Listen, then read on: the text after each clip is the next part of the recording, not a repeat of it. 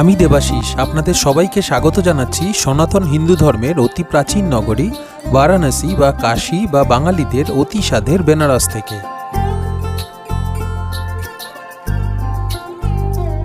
দীঘা, পুরী বা দার্জিলিং ছাড়াও বছরের যে কোনো সময় এই বেনারসেই বাঙালিদের আনাগোনা সবসময় লেগেই থাকে।